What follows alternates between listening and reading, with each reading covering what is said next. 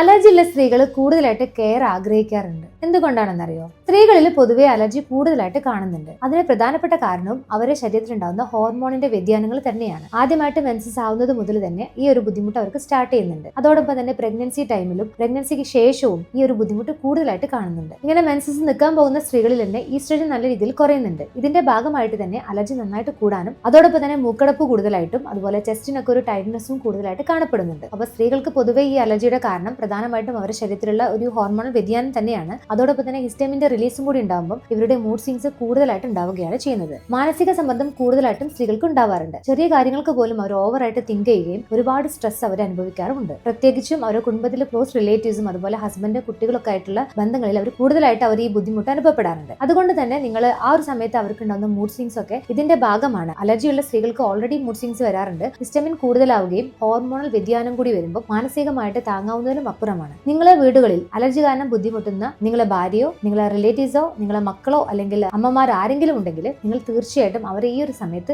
ഏറ്റവും കൂടുതൽ സപ്പോർട്ട് ചെയ്യേണ്ടതാണ്. കാരണം ഈ ഒരു സമയത്ത് അവർ അത്രയ്ക്ക് മാനസികമായിട്ടുള്ള ബുദ്ധിമുട്ടുകൾ അനുഭവിക്കുന്നുണ്ട്. ഇത്തരം സന്ദർഭങ്ങളിൽ അവരെ കുറ്റപ്പെടുത്താതിരിക്കുക, അവരെ ഏറ്റവും കൂടുതൽ നിങ്ങൾ സപ്പോർട്ട് ചെയ്യുക. ഈ ഒരു ഇൻഫർമേഷൻ അലർജിയുമായി ബുദ്ധിമുട്ടുന്ന നിങ്ങളെല്ലാ ഫ്രണ്ട്സിനും റിലേറ്റീവ്സിനും നിങ്ങൾ മാക്സിമം ഷെയർ ചെയ്യും.